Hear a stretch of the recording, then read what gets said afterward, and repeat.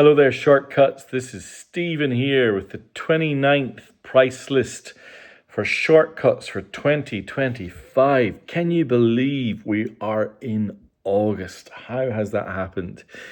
For those of you who are maybe tuning in for the first time, this is a preview of a price list that will go out at 9 p.m. Sydney time this Wednesday, August 6th. If you would like to be on the price list, drop me an email at shortcutsrecordsaus@gmail.com.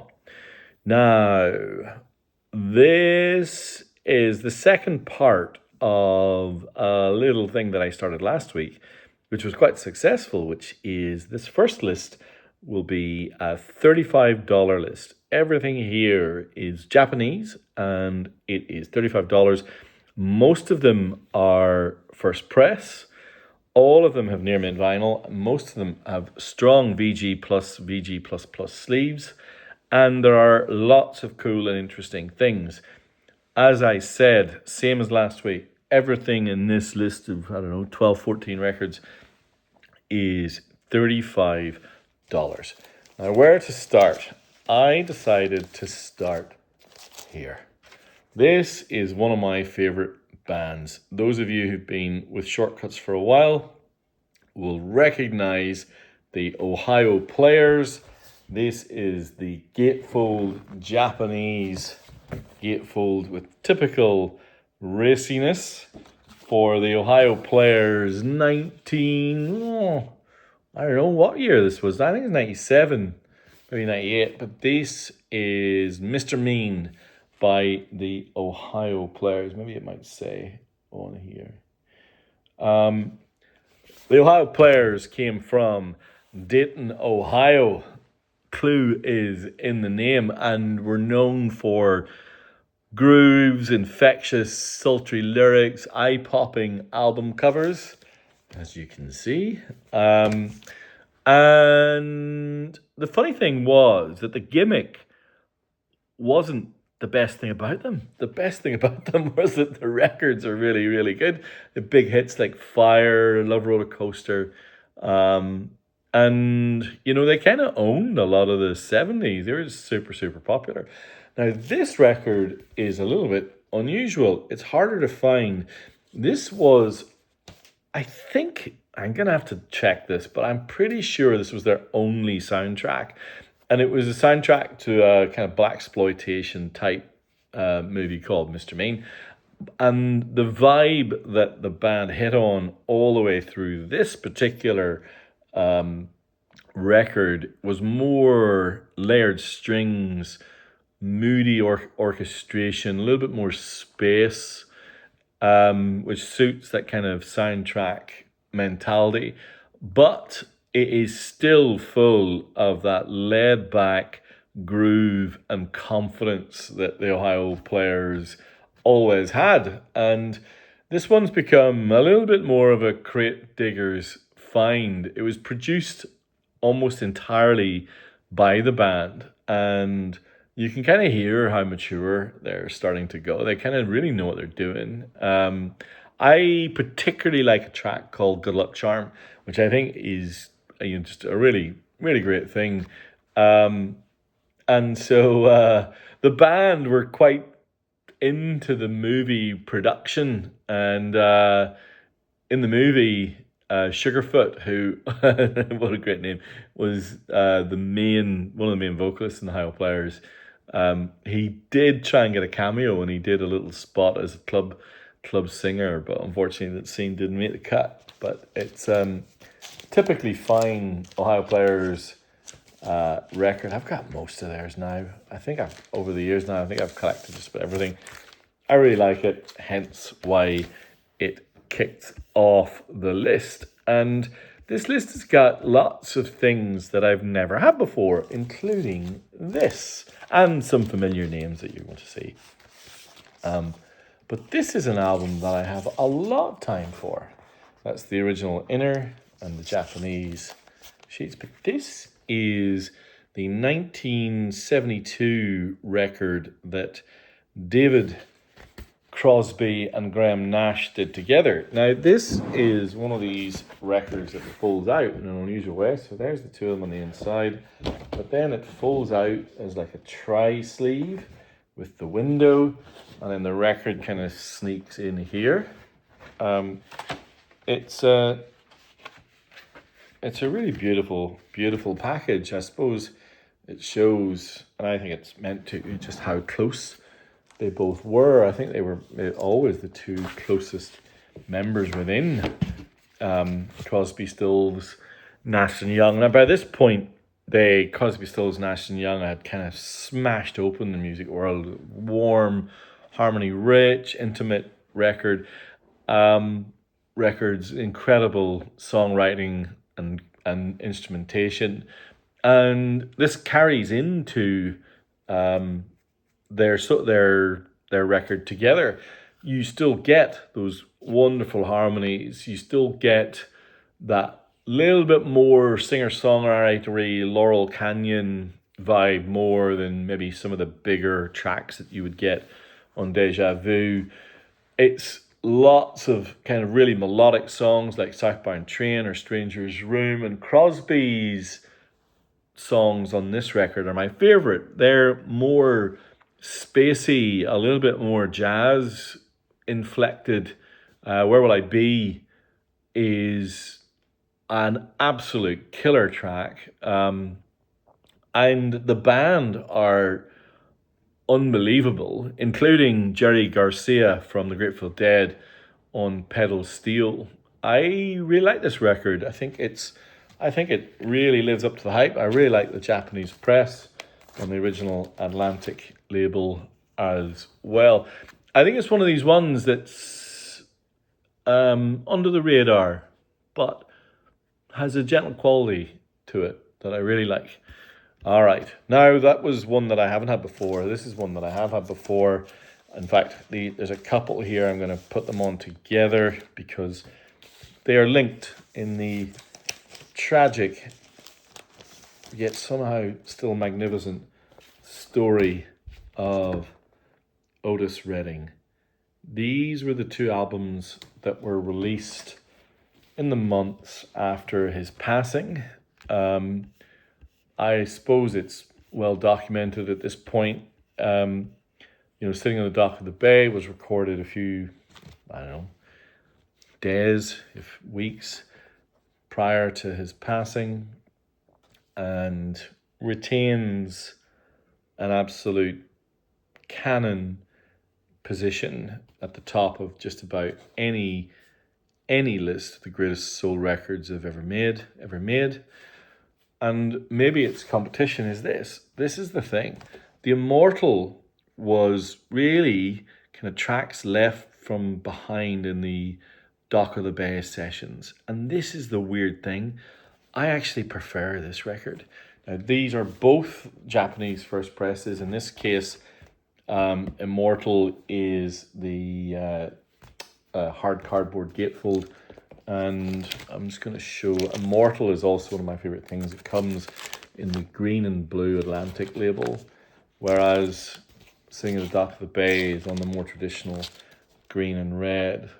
I think Dock of the Bay obviously has that classic opening track, which is enough to carry just about any album, but that doesn't stop. This record is so aching, it's so beautiful. I Love You More Than Words Can Say, Let Me Come On Home. You could name just about every track. It's absolutely essential. And I just love it. Love it. It's so great.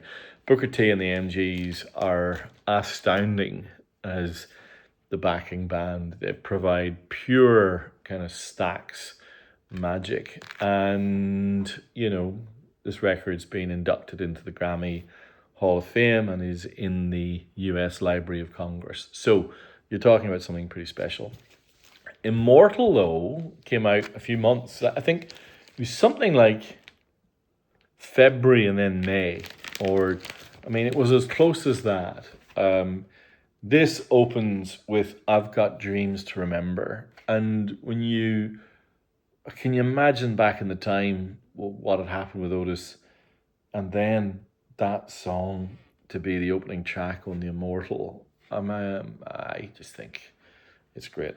It's a little, in places, a little bit more proto funk, kind of harder edged than Dock of the Bay, which I think leaned more into those incredible sultry sounds. So I don't know. I've always loved Immortal. The funny thing, maybe the reason that I think about it is Immortal was the first Otis Redding album I ever owned, and maybe that's the reason why I'm so drawn to it. It probably is the reason I'm so drawn to it.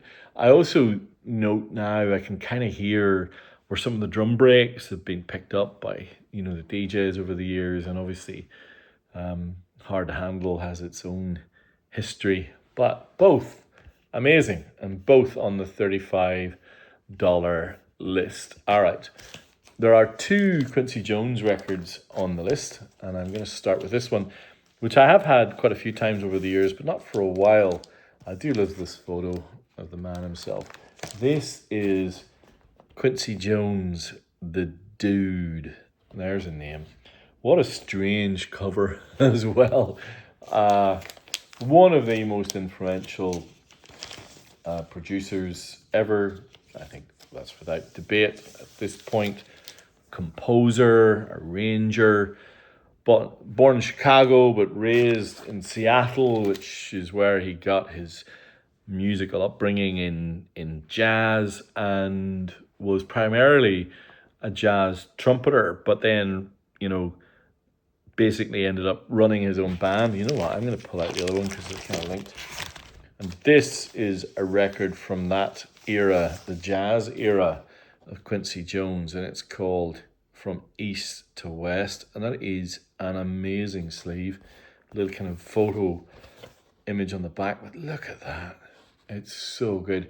Now, this is a compilation of Quincy's jazz era, particularly side 2, I think, is really quite strong. And Melissa and I listened to this one earlier today, and we both thought side 2 was really fun, From East to West. Now, the Dude is more kind of 80s production value. So you get James Ingram and Michael Jackson and Stevie Wonder and Patty Austin. By this point, he was a legend, and it's a record. It was nominated for 12 Grammys. It won 3.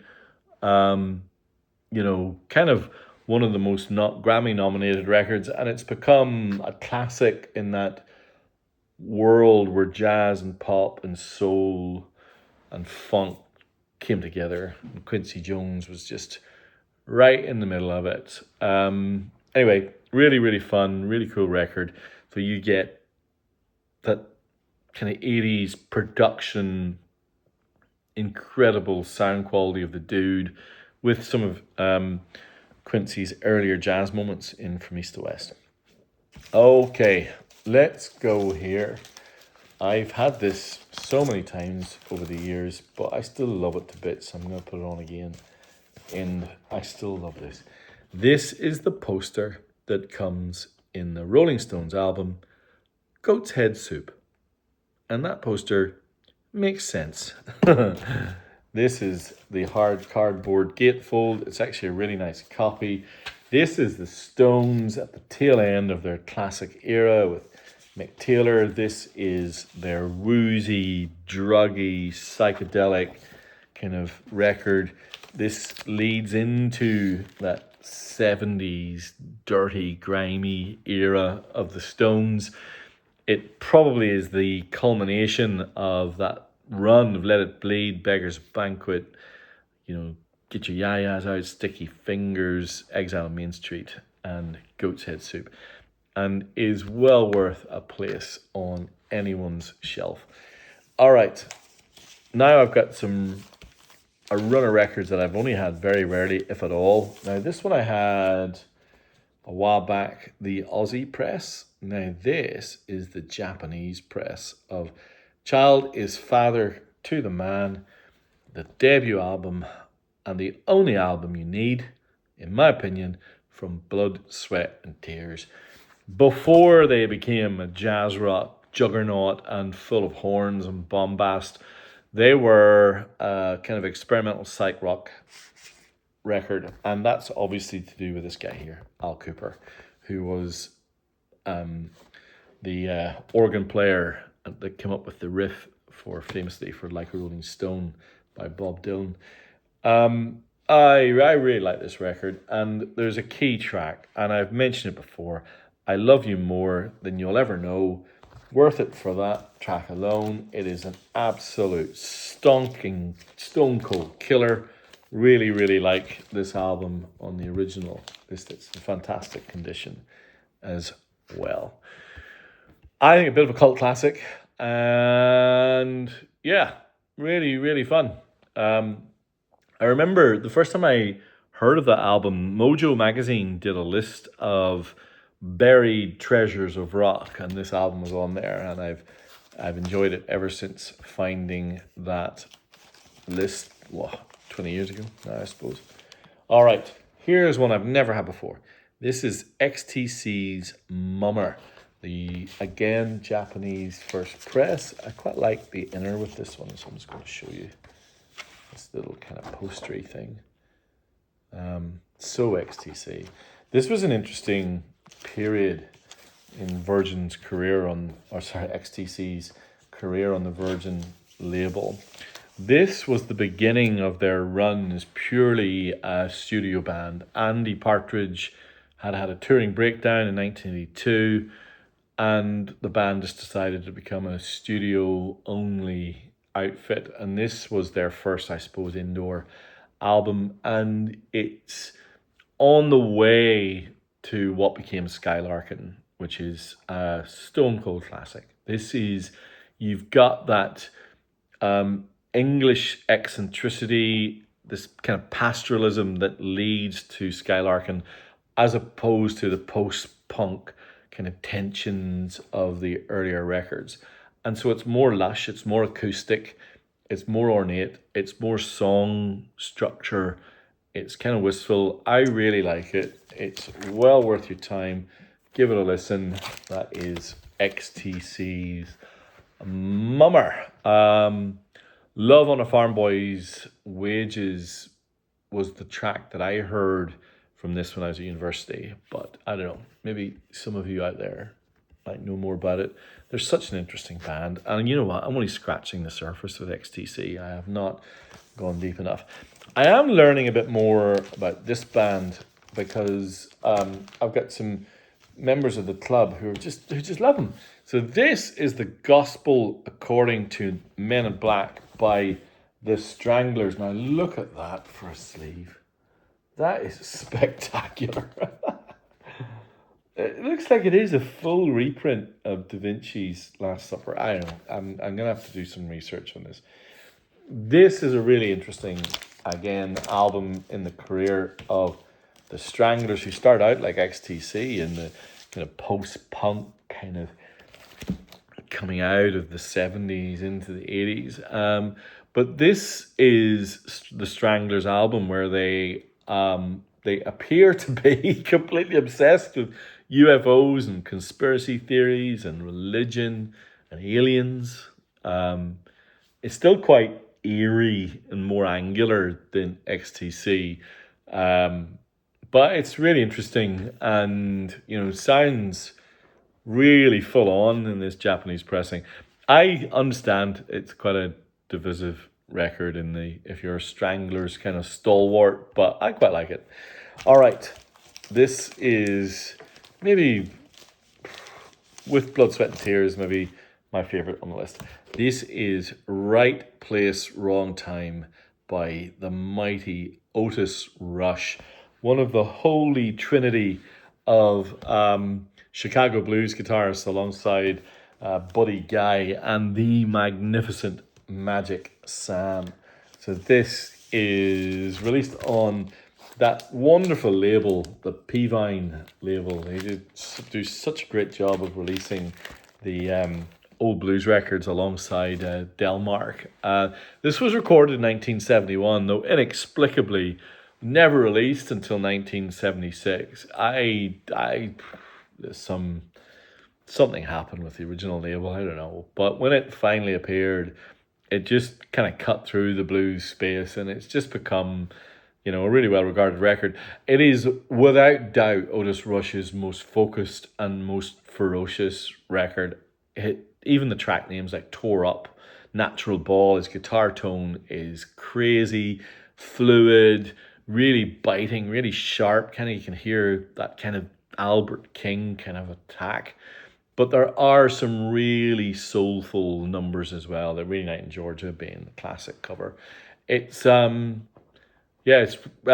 produced by Nick Gravenites, who also produced Electric Flag. If you're into that type of thing, I again nominated for a Grammy, even though it was 5 years after it should have been. At least better late than never. It's just really great and well worth it.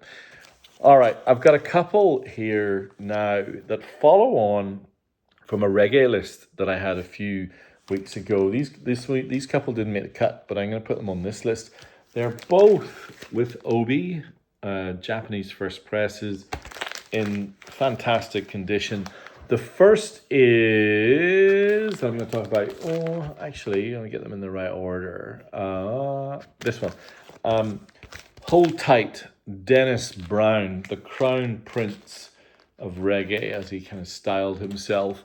This is one of that run of kind of 70s into the early 80s albums where really Dennis Brown was just announcing his talent, his vocal flow, really honey, smooth, just really, really cool record. And it's a bit of a sleeper, this one. There's probably about 4 or 5 in that era that you could pick up.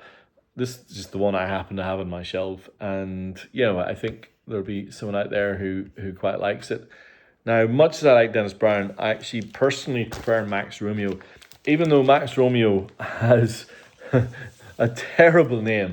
But this is, and there's, look at that great sleeve at the back.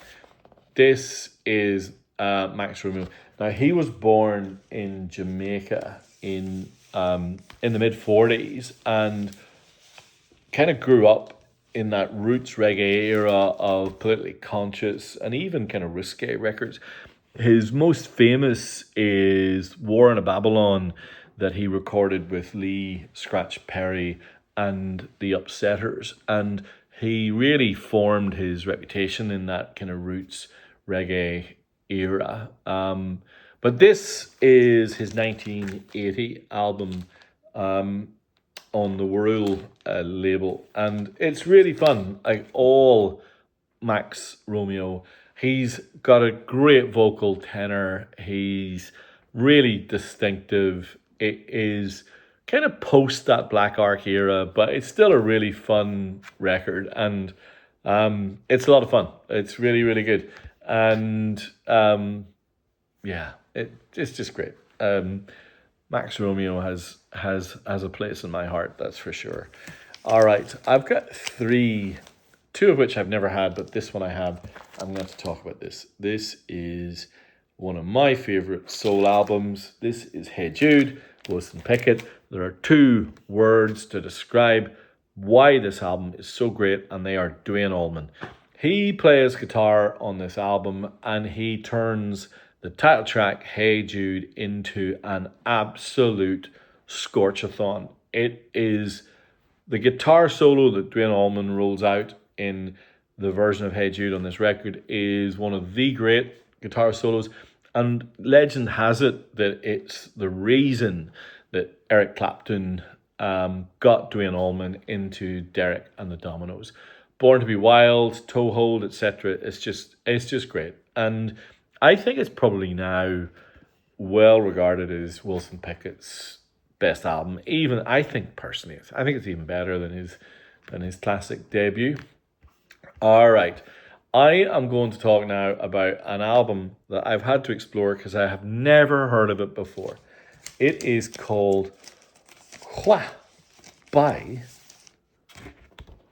Jane Birkin. Now, most of us know Jane Birkin from her song Je t'aime with French legend Serge Gainsbourg. But this is an album that she recorded. I think it's in the 80s. I'm going to have to double check. She became a French icon, and I'm pretty sure this is mid 80s, maybe 85, 86. This was in a run of solo records that she did that really kind of distanced herself from that kind of Serge Gainsbourg muse type, I suppose stereotype's the right word.